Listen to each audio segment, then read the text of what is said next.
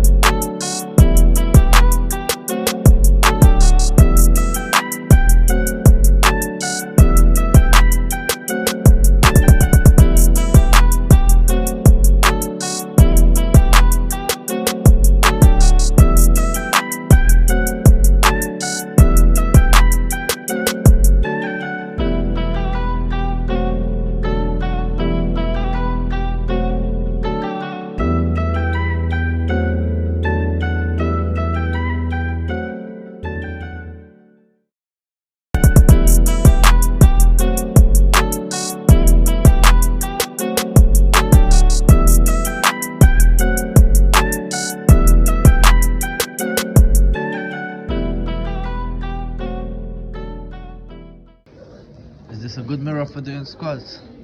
More passion, more energy guys. Nearly 108, nearly in IKEA. We don't care where we are, we're working out.